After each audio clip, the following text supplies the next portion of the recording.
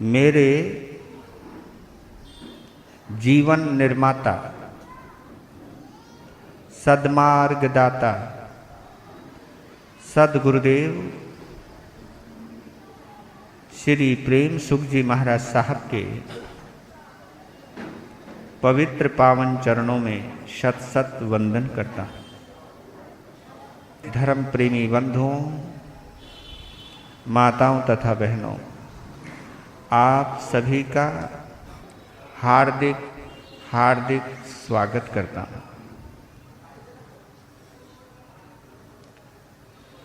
धर्म न दूजा सत्य समाना,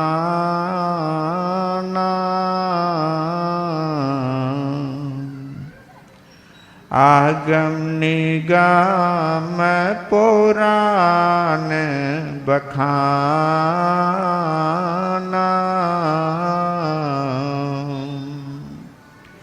साच बराबर तप नहीं,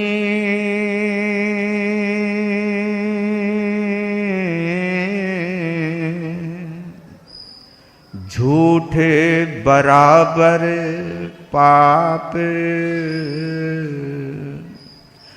जाके हृदय साच है, ताके हृदय प्रभु आप, सतमत छोड़ बावरे,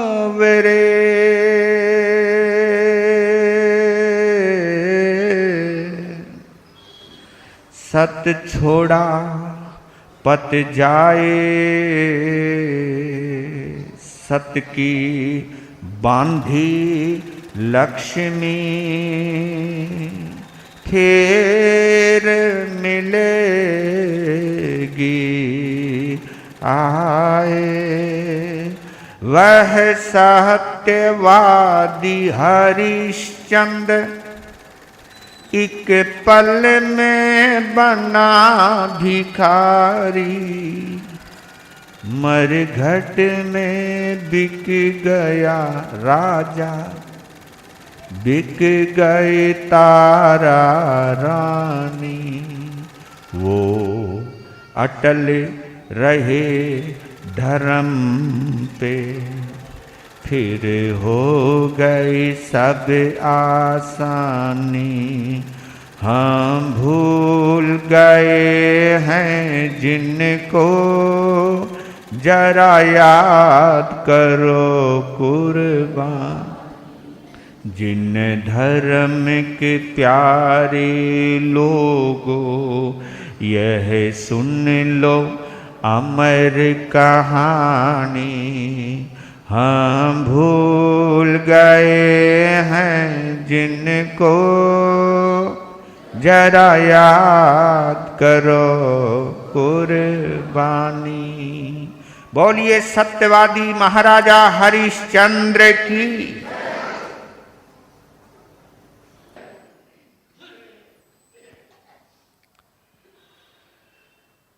आप लोग कल सुन रहे थे कि कहानी उस मोड़ पर पहुंचने लगी है जहां से रोंगटे खड़े होते हैं। कहानी उस दौर में प्रवेश कर गई है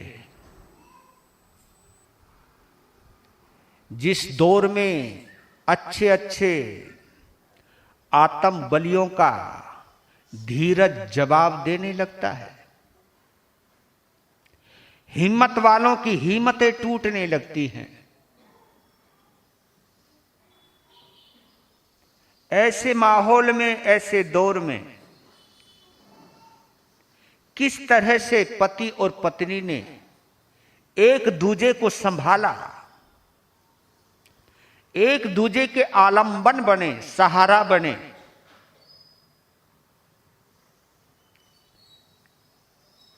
जिसकी वजह से ये कथा अमर बनी। ये कथा ऐसे ही अमर नहीं बन गई। लाखों वर्षों के बाद भी अगर इस कथा को गाया जा रहा है, सुनाया जा रहा है, तो इसके पीछे बहुत बड़ी कुर्बानी है। इसके पीछे बहुत बड़ी दास्तान है। जब हम कभी भी राजा हरिश्चंद्र और तारा को अपने समक्ष रखकर चिंतन करते हैं और अपने अंदर छुपी हुई सहनशीलता का जब हम विश्लेषण करते हैं, तब पता चलता है कि इनकी जगह अगर हम होते तो शायद हम यह कारनामा नहीं कर पाते। तभी वो हमारे बीच में अमर है।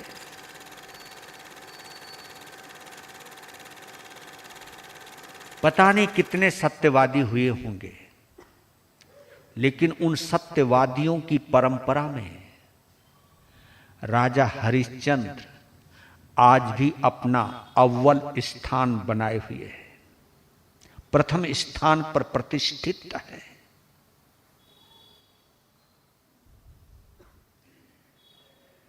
ये बेशक से गृहस्थ में थे, बाद में तो संत बने, लेकिन बेशक ये गृहस्थ में थे। लेकिन गृहस्थ में रहते हुए भी हम जैसे छद्मस्थों के लिए, हम जैसे छोटी छोटी बातों पर बिगड़ने वाले संतों के लिए भी प्रेरणा है राजा हरिश्चंद्र का चारित्र। साध्वियों के लिए उत्तम प्रेरणा है गृहस्थ धर्म की पालना करते हुए महारानी तारा के जीवन के चरित्र का। हम सभी के लिए प्रेरणा है, और इनसे कितनी प्रेरणा ले पाते हैं हम, ये हम और तुम स्वयं अपने अंतर आत्मा में बैठकर विश्लेषण करें, स्वयं चिंतन करें।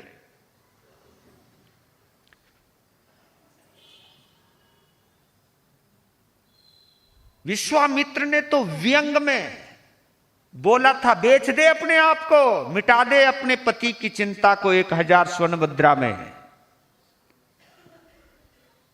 इस व्यंग बाण को भी प्रसाद रूप में स्वीकार करने का सामर्थ्य अगर किसी में है तो वो महारानी, यानी उस अंधकार में उन्हों को रास्ता नजर आ गया। हां, ऐसा पहले हमने क्यों नहीं सोचा। इस सुझाव के ऊपर विश्वामित्र पर बिगड़ी नहीं, बल्कि उनका एहसान माना, उनका परोपकार, उनका उपकार माना कि हे गुरुदेव, चाहे कैसे भी हो, लेकिन गुरु गुरु ही रहता है। गुरु को ऐसे ही अंधकारमय पथ का प्रदर्शक नहीं कहा। यह आपकी विशेषता है गुरुदेव, और हम कभी भी आपके इस उपकार को भूल नहीं पाएंगे। तो किस प्रकार बेहोश होते हैं हरिश्चंद्र जब ये पता चला कि ये अपने आप को बेचने को प्रस्तुत हो गई है।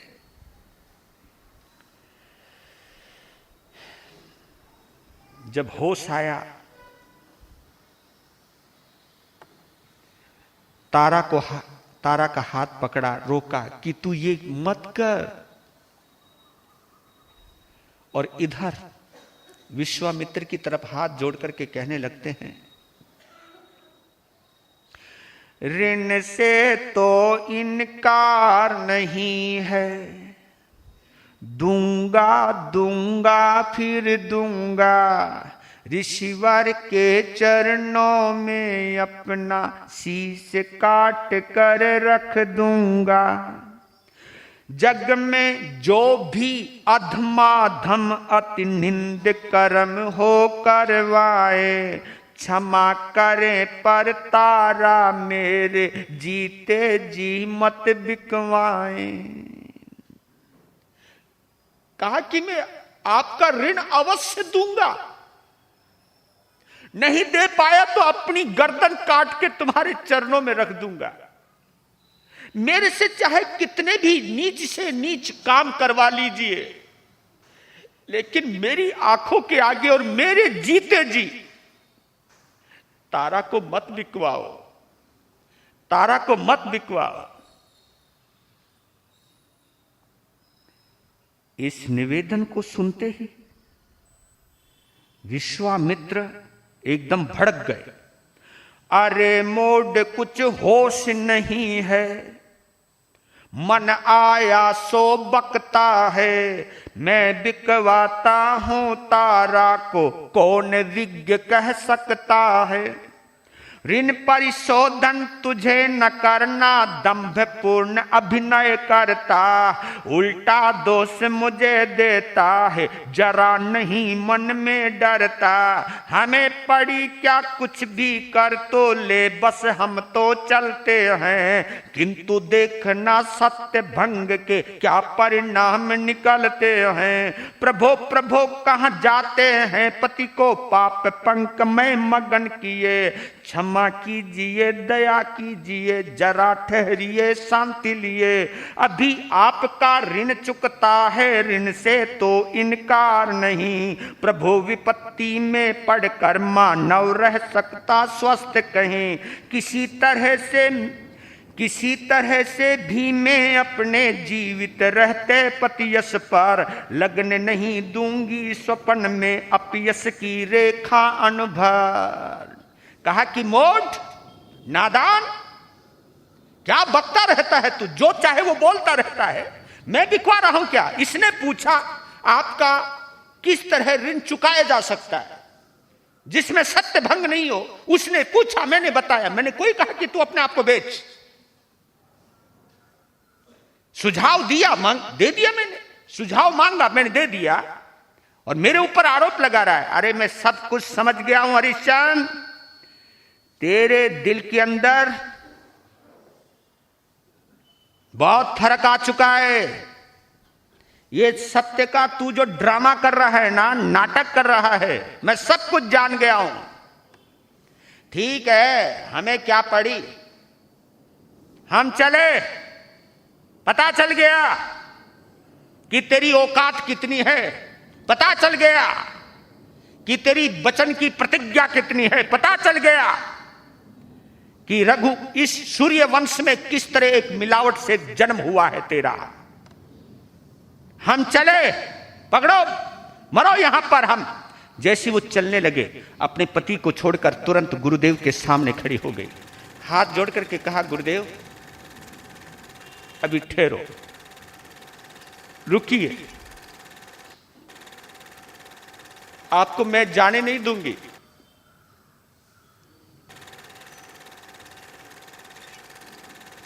आप गुरुदेव समझते हो कि अचानक आई हुई मुसीबत में हर कोई अपना संतुलन नहीं बना सकता, लेकिन मैं बोल रही हूं ना, अगर मेरे पति जीते जी मुझे बिकते हुए नहीं देख सकते, तो मेरी भी प्रतिज्ञा है कि मैं जीते जी अपने पति के यश के ऊपर कलंक लगते हुए नहीं देख सकती। ये इनकी प्रतिज्ञा है कि मैं अपने जीते जी पत्नी को बिकते हुए नहीं देख सकता, तो मेरी भी एक प्रतिज्ञा है कि जीते जी अपने पति के ऊपर अपयश का कलंक लगते हुए नहीं देख सकती। आप थोड़ी देर ठहर जाइए, मैं मना लूंगी इनको, आप जाओ मत इस तरह हमें छोड़ करके।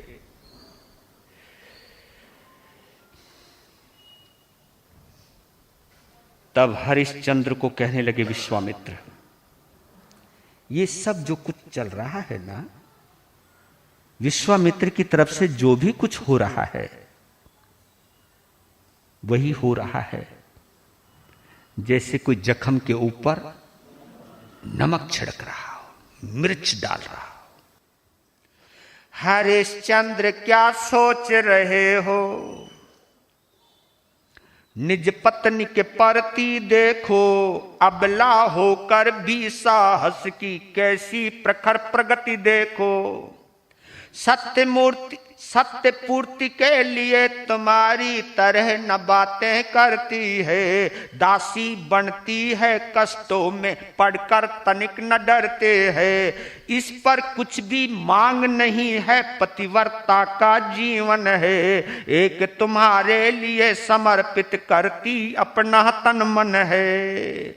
हरिश्चंद्र कुछ सोच समझ एक और मान सम्मान खड़ा, और दूसरी ओर कर्ज का महापाप संताप कड़ा। बोलो इन दोनों मार्गों में वर्ण किसे तुम करते हो? ऋण देते हो या कि आज निज मुख से साफ मुकरते हो? हरिश्चंद्र देख देख इसकी तरफ। अबे मर्द होकर शर्म कर, शर्म। तू अपने आप को मर्द मानता है? इसकी तरफ देख। ये औरत होते हुए भी क्या बहादुर है, क्या हिम्मत है। डूब मर तू, शर्म कर। जबकि इससे मेरे कर्जे का कोई लेना देना नहीं है। तूने किया था मेरे से वादा कि गुरुदेव मैं तुमको 1000 स्वर्ण मुद्रा दूंगा, 1 महीने के समय दे दो। ये तो बिचारी अपनी पत्नी धर्म को निभा रही है। देख ले भाई हरिश्चंद्र, जितना सोचना है समझ ले। अब तेरे सामने केवल 2 ही रास्ते हैं। या तो अपना मान सम्मान बचा, या अपनी कुल परंपरा का आन बान शान बचा, या अपनी जबान की रक्षा कर। क्योंकि इस वक्त उस मुहाने पर पहुंच गया है तू कि वहां केवल एक चीज बचेगी, या तो तेरी इज्जत या तेरी जबान। निर्णय कर तू।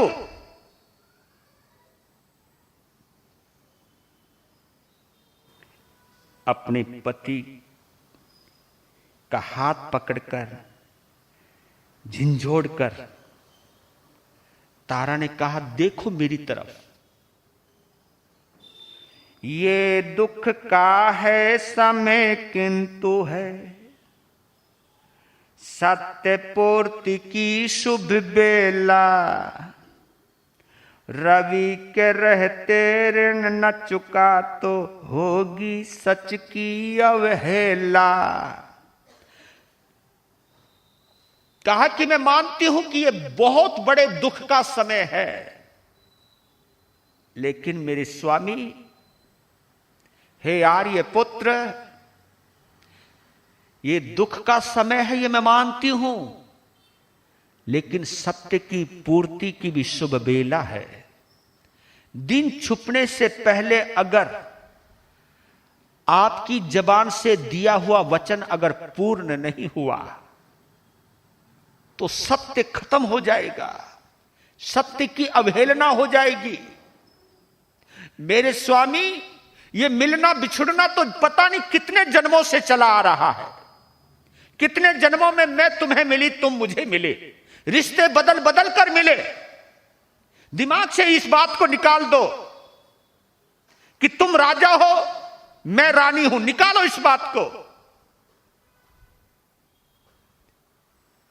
क्योंकि ये सब मान और सम्मान माया जाल है। धर्म ही आत्मा का बल होता है। जब आप धर्म पर चिंतन करोगे ना, तो आपको कहीं पर भी ये मान सम्मान के चक्कर में नहीं पड़ोगे। कौन पत्नी कौन पति, ये रिश्ते बनते रहते, बिगड़ते रहते हैं। क्या इसी जन्म में हम पति और पत्नी बने हैं? पता नहीं कब से ये परंपरा चली आ रही है। मैं मानती हूं इस वक्त हमारे बिछुड़ने का वक्त है, बड़ी दुख की बेला है, लेकिन इसी वक्त सत्य को बचाने का भी शुभ मुहूर्त है। प्रभु हिम्मत करो, हिम्मत करो, दिन छुपने मत दो।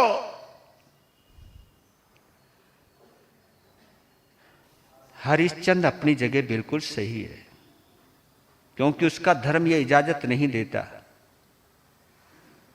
कि अपनी पत्नी को यह कहे कि तू बिक जा, क्योंकि ये उसका धर्म इजाजत देता ही नहीं है। उसने कहा,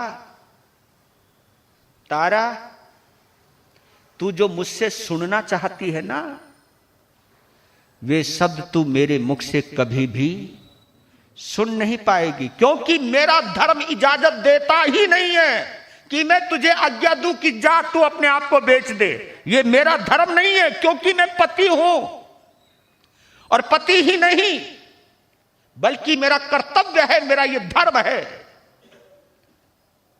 मैं नहीं बोल सकता। जब ये बात सुनी तब तारा ने एक बड़ा गजब का निर्णय लिया। समझ गई कि ये अपनी जगह बिल्कुल सही है। तब वो क्या कहती है, तो सुन लीजिए, अपने जीते जीना आपका, अपने जीते जीना आपका, यशोनाश में देखोगे, बिना आपकी अनुमति के ही मैं अपने को बेचूंगे। अगर आपके गौरव की मैं रक्षा कुछ भी कर पाऊं, तो मैं पत्नी होने का निज धर्म सफल कुछ कर जाऊं। पशु समान बिक जाने पर भी, पशु समान बिक जाने पर भी सुख अनंत मुझको होगा। नाथ न लक्ष्य प्राप्ति से रोके, दुख अनंत मुझको होगा। तो सुन लीजिए मेरा भी निर्णय। आज मैं निर्णय लेती हूं कि मैंने आज तक कोई भी काम आपकी अनुमति के बिना नहीं किए, लेकिन आज मैं अपने आप को आपकी अनुमति के बिना भी बेचूंगी। ये मेरा संकल्प है।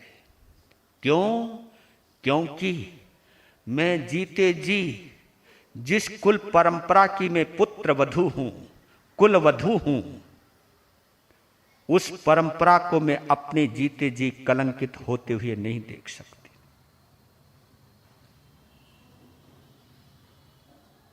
तुमने अपना धर्म निभाया है,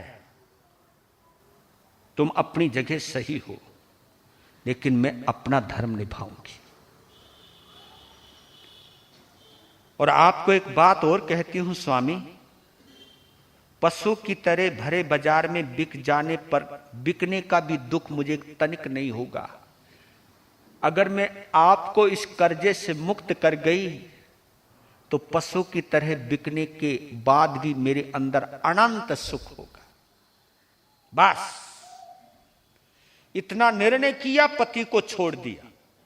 तुरंत भूपति से जब मिली न आज्ञा, चली स्वयं रानी तारा। आपनिकों के पात्र आदि का कार्य शीघ्र निपटा सारा। रोहित रुदन मचाता पीछे चला, साथ ही भूपति बे क्रोध मूर्ति प्रत्यक्ष चले, श्रीमान हटी कौशिकियत बे। जब आज्ञा नहीं मिली पति की, खड़ी हो गई और जितने बर्तन किराए कुरोए पे लिए थे, जो कुछ सामग्री बची हुई थी उनकी, क्योंकि पहले अगर आप लोग बुजुर्ग हो, आपने देखा हो, पहले पैसे नहीं हुआ करते थे। लोग अपने घरों से अनाज लेकर के जाते थे और अनाज के बदले कुछ चीज लेकर आते थे। ये बुजुर्ग लोग ने जरूर देखा होगा, गांव का ये नजारा हुआ करता था, क्योंकि अनाज दिया जाता था और उसके बदले चीज ली जाती थी। तो जो थोड़ा बहुत अनाज बचा हुआ था, वो अनाज वापिस लौटाया, और वो जो बर्तनों के किराए थे, झोपड़ी का किराया था, जितने दिन का था, वो सब चुकाया। सब निमटा करके एकदम साड़ी बांध ली है, कमर कस ली है और तुरंत चल पड़ी है। चलिए गुरुदेव, आगे आगे तारा, पीछे मां मां कहते हुए रोहित, रोहित के पीछे हरिश्चंद्र रोक रहा है। तारा रुक तो सही, रुक तो सही। नहीं नहीं, रुक तो सही, एक बार मान तो जाओ।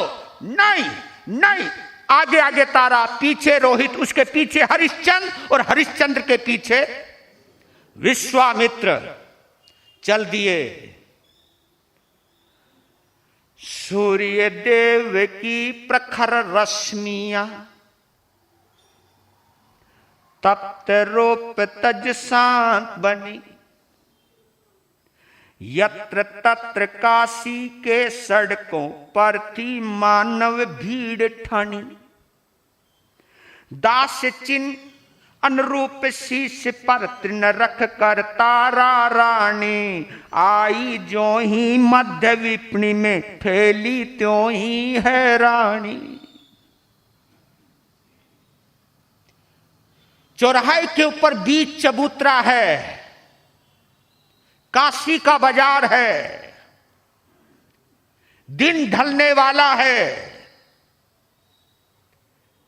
बाजार में रौनक आ गई है, दुकानें खुल गई हैं, खरीदार आने लगे हैं, दुकानदार आ गए हैं। उस भीड़ भरे चौराहे पर, बीच चबूतरे पर महारानी तारा अपना आत्मबल दिखाने के लिए, आत्मा में कितना अनंत बल है और धर्म के लिए अपनी इज्जत को किस तरह सारे बाजार में नीलाम करने की संकल्प लिया है, प्रतिज्ञा ली है।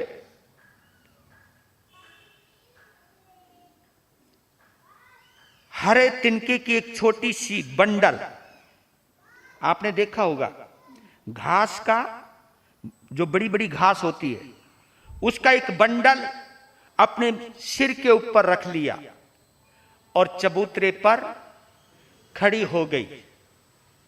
ये इस बात का प्रतीक था कि जो खड़ी हुई है ये भरे बाजार में बिकने के लिए आई है। जैसे ही वो खड़ी हुई, जो भी लोग इधर उधर बैठे थे या चल रहे थे, चारों तरफ उस चबूतरे के खड़े हो गए। और देखना, हर इंसान की सोच निकल करके आई है, कौन कैसा सोचता है। ऐसे माहौल में भी आपकी और तुम्हारी कैसी सोच हो सकती है, इसको देखने की कोशिश करना। कैसी दासी ये तो कोई उच्च कुल की नारी है, क्यों बिकती है बस रहस्य है, दुनिया की मक्कारी है। पूछे पर जब पता लगा तो सभी लोग साश्चर्य हंसे, कौन सहस स्वर्ण मुद्रा दे इस झंझट में भई व्यर्थ फंसे। भाई आपस में बोलने लगे लोग, भैया है कौन? भाई चेहरे से तो लगता है कि ऊंचे घराने की औरत है, पर इतने ऊंचे घराने की औरत होते हुए इस भरे बाजार में बिक क्यों रही है ये? अरे भाई क्या पता क्यों बिक रही है। पहुंचे आगे, बोलो तुम्हारी कीमत क्या है? कि मेरी कीमत 1000 स्वर्ण मुद्रा, 1000 स्वर्ण मुद्रा। कोई भी मुझे 1000 स्वर्ण मुद्रा में खरीद सकता है। 1000 स्वर्ण मुद्रा? भाई कपड़े ही तो धोने, बर्तन ही तो मंजवाने, पोछा ही तो लगवाना। अरे यार लफड़ा कौन ले भाई? 1000 स्वर्ण मुद्रा कपड़े धुलवाने के लिए, झाड़ू पोछा लगवाने के लिए, पानी भरवाने के लिए? है पागल है क्या? पागल है? कीमत कम कर। 1000। लोग हंसे। शकल देख शकल, कौन देगा तेरी कीमत 1000 स्वर्ण मुद्रा? क्योंकि तो बाजार है भैया। बिकने के लिए जो आता है वो अपनी इज्जत को खूंटी पर टांग कर ही आता है। ये बाजार है मामला। कोई कहता को कहता कोई कौशिक से, बाबा जी से, कौशिक तो समझ गए ना, कहता कोई कौशिक से तुम साधु किस पचड़े में हो, नारी बिका द्रव्य को चाहो, फंसे निंद झगड़े में हो। कोई उस बाबा की ओर बोलने लगा, अबे ओए तुझे साधु किसने बनाया, अबे शर्म नहीं आती, ये बिचारी औरत की कीमत तू अपनी झोली में डालेगा, वे शर्म कर। और ये बताओ, ये वो बोल रहे हैं, बताओ, ये वो बोल रहे हैं जिनको कोई खरीदना, बातें वही बनाए करते जिनको कुछ करना नहीं है। वेरी गुड, तुम बहुत समझदार हो, मान। ये समाज में ना टांग वही लोग खींचा करते हैं जिनको कुछ भी करना नहीं होता, वही टांग खींचते हैं समाज में। ये समाज की मनस्थिति बतला रहा हूं। जिनको कुछ करना नहीं, वो करने वालों की टांग खींचते ही रहते हैं, उनकी निंदा करते ही रहते हैं। संतों की भी वही निंदा किया करते हैं जिन्होंने संतों की सेवा कुछ नहीं करनी, जिन्होंने संतों में केवल कमियां ही देखनी है। नहीं करने वाला कमियां देखता है और करने वाला कभी कमियां नहीं देखता।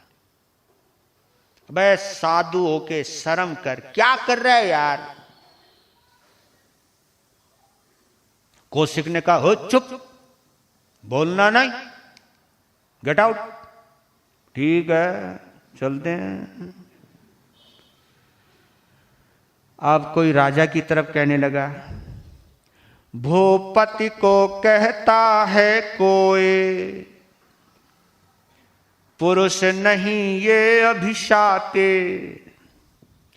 आंखों के आगे पत्नी को बिकती देख रहा पापी। और उन्होंने कहा, इस साधु को क्यों दोष दो, इस मुस्टंडे को दोष दो, ये जो खड़ा हुआ जो अपने आप को पति कहता है, शर्म नहीं आती, शर्म नहीं आती। भरे बाजार में अपनी पत्नी को बिकते हुए देवा, डूब के मर जा चुल्लू भर पानी के अंदर, शर्म कर कुछ। ये शब्द कानों में पड़ रहे हैं और कहने वालों ने तो यहां तक कह दिया, क्योंकि कहने वाले कभी कहने से बाज नहीं आते। तारा के प्रति कोई कहता, तारा को भी किसी ने नहीं छोड़ा, क्योंकि ये बाजार है भैया। हाँ, रमणीक मुनि चाहे कुछ भी हो, बोलने वाले तो मेरे लिए भी बोल जाते हैं, और ऐसा ऐसा घटिया बोल जाते जो मैं सोच भी नहीं सकता हूं। मार्केट है, क्योंकि कहते हैं ना, मारते का हाथ तो पकड़ सकते हैं, लेकिन बोलते की जबान को कौन पकड़े। कुछ भी बोलो। हा? और वैसे भी लोकतंत्र है, वैसे भी डेमोक्रेसी, वैसे भी लोकतंत्र, कुछ भी बोलो। तारा के प्रति कोई कहता, नारी ये कलिहारे है, संभव है दुशिला भी हो, तभी बेचना जारी है। अबे तुम बाबा को दोष दे रहे, ये सब गाल बजाऊ हैं, गाल बजाऊ समझते आप, ये सब गाल बजाऊ। अबे तुम बाबा को दोष दे रहे, कोई पति को दोष दे रहा, अबे तुम इसकी ओर तो देखो, लगता है ये औरत बड़ी कलिहारिन है, बड़ी झगड़ालू है। अरे ये भी तो हो सकता है इसका करैक्टर खराब हो, हाँ इसका चरित्र भी तो खराब हो सकता है। नहीं, अच्छी औरतों को कौन घर से निकालना चाहता है। लगता है इस औरत का चरित्र भी खराब है, झगड़ालू है ये।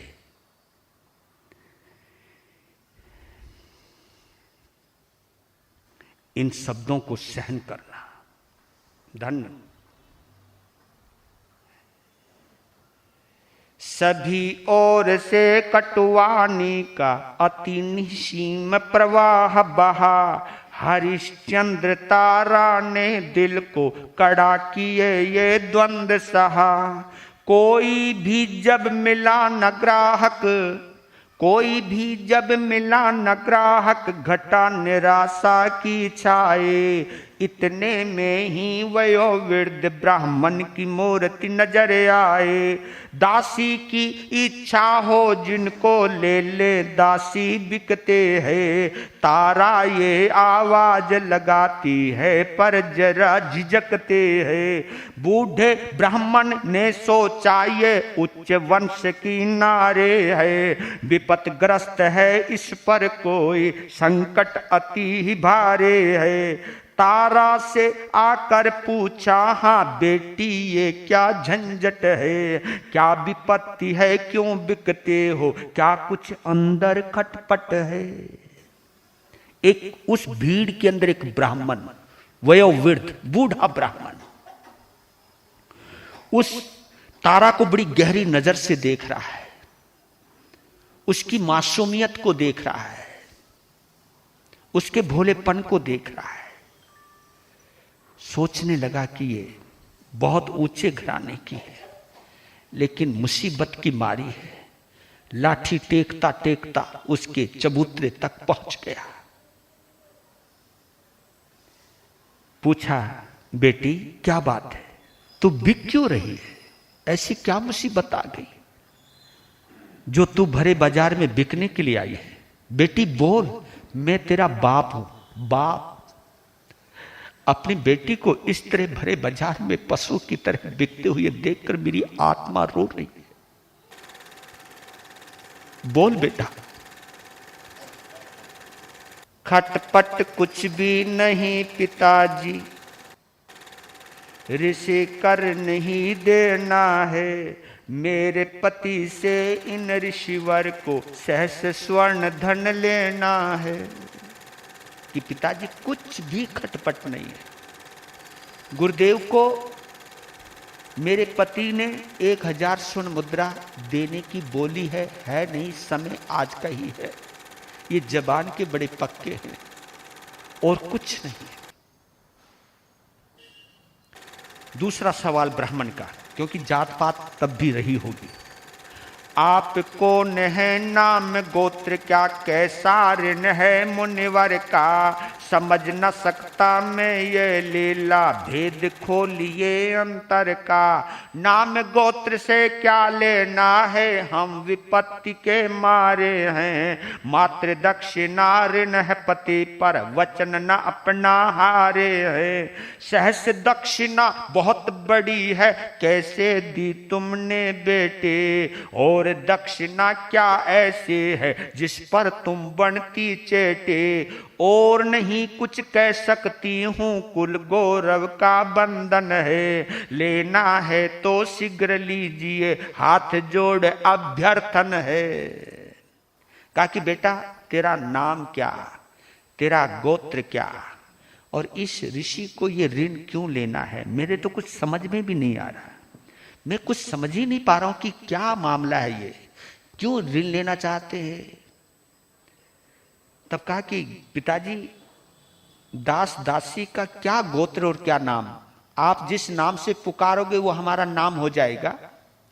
आपके गोत्र में हम जाएंगे तो आपका गोत्र हमारा हो जाएगा, क्योंकि हम आपके पास आ रहे हैं। बस दक्षिणा है, मेरे पति ने जबान दी थी, आज का दिन दिया था। ये जबान के बड़े पक्के हैं, इसके आगे पिताजी मैं कुछ भी नहीं कह सकती हूं। मेरी कुल परंपरा मुझे इसके आगे बोलने के लिए रोक रही है, मैं कुछ बोल नहीं सकती हूं। आप थोड़े में ज्यादा समझ लो, बस आप मुझे स्वीकार कर लो। मेरी सेवा में कोई कमी नहीं रहेगी, मैं जिंदगी भर आपकी सेवा करूंगी।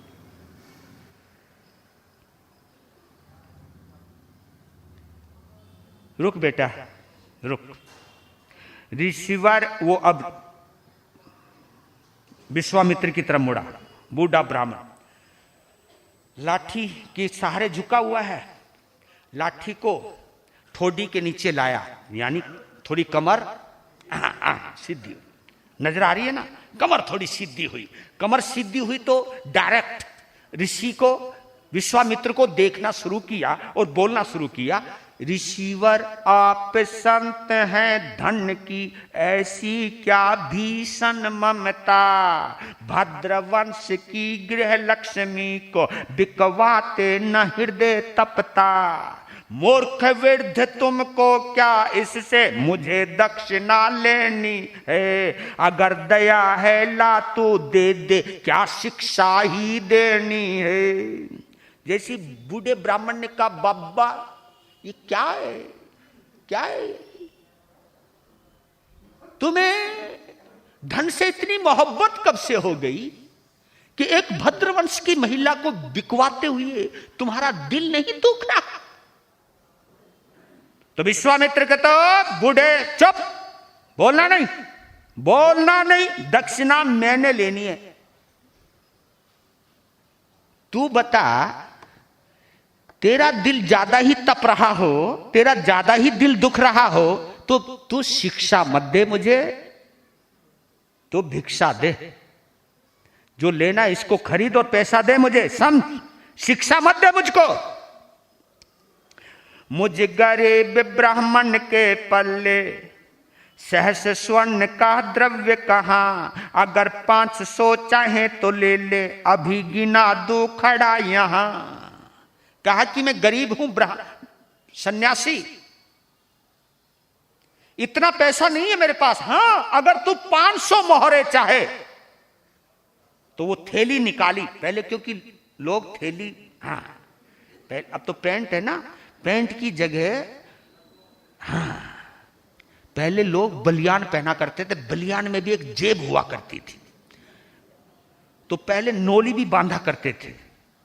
तो निकाली नोली, कहा कि ये देख, एक 500 स्वर्ण मुद्राएं है, अगर आधे में बात बनती हो तो पकड़, ये 500 मोहरे पकड़। जब 500 मोहरे देखी, विश्वामित्र की खोपड़ी चलने लगी। बस मजा आ गया। कौशिक ने क्या सोचा कि जो तारा है बड़ी धैर्यवती है, बड़ी विदुषी है, और ये समस्या को सुलझने नहीं देती, कहीं ना कहीं अड़ जाती है। अगर ये 500 में बिक जावे तो 500 बाकी रह जाएंगे। इसको तो कोई खरीद भी लेगा, इस मुष्टंडे को कौन खरीदेगा।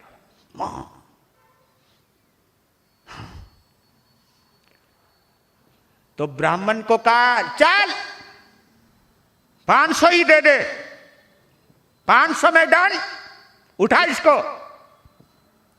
500 की थैली फेंक दी उसकी तरफ, विश्वामित्र की तरफ ब्राह्मण ने। झोली में रख ली। ब्राह्मण ने कहा, गिन ले। नुका मुझे भरोसा है, हम वजन को देखती नहीं, वजन को देखती नाप जाते हैं। हाँ। ज्ञानी महारानी तारा 500 मोहरों में बिक गई। सिर पर जो घास का तिनका था वो चबूतरे पर रख दिया और नीचे आ गए। अपने पति को प्रणाम किया, आंखें भर आई, कहा कि पता नहीं अब मैं मिलूंगी या नहीं मिलूंगी, लेकिन मेरे से कोई भूल हुई हो, मेरे से कोई गलती हुई हो, मुझे माफ करना है। मेरी दिली ख्वाहिश थी कि 1000 स्वर्ण मुद्रा से आज आपको फ्री कर दो, लेकिन मैं ऐसा नहीं कर पाई। और सुनिए, इस भरे बाजार में ये तो मेरे पिताजी ब्राह्मण हैं, कोई नीच जाति जिन्हें हम छोटी से छोटी जाति कहते हैं, अगर उसने भी मुझे खरीदा होता ना तो मैं उनके हाथ चली जाती। स्वामी हिम्मत रखना। और उसी वक्त रोहित को उठा लिया। रोहित को उठाकर उसका मुंह चूमने लगे। शास्त्रोपात 16 से भक्ति से करपति चरणों में वंदन। रोहितास को बिठा गोद में बार बार करती चुंबन। बात सोच सूर्यास्त समय की तारा जल्दी चलती है। मातृ स्नेह में पले कुंवर से शीघ्र न छुट्टी मिलती है। बेटा दुखियारी माता के पास कहो अब क्या लोगे। इधर दुख में मैं तड़पूंगे उधर व्यथित तुम तड़पोगे। भाग्यहीन जननी को भूलो समझो थी न कभी माता। महाराज ही अब तो तेरे केवल जग में है त्राता।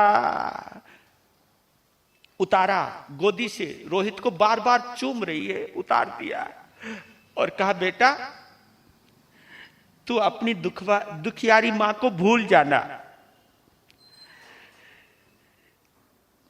क्योंकि बेटा मैं अब तुझे पाल नहीं पाऊंगी। अब तेरे जो राखनहार हैं, तेरे जो पालनहार हैं, अब वो तेरे पिताजी हैं। मेरा जितने समय तक साथ था उतना मैंने निभाया बेटा, लेकिन पिताजी को दुख मत देना, पिताजी का ध्यान रखना।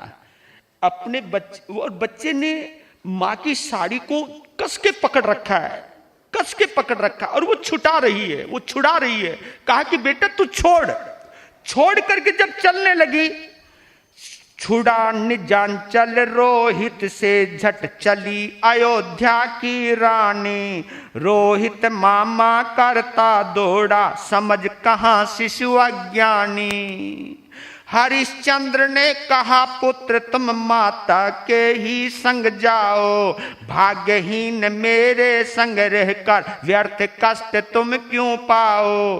तारा ने समझाया बेटे, तारा ने समझाया बेटा मेरे साथ कहां जाना। मैं दासी हूं निज दिन श्रम ही करना, श्रांति नहीं पाना।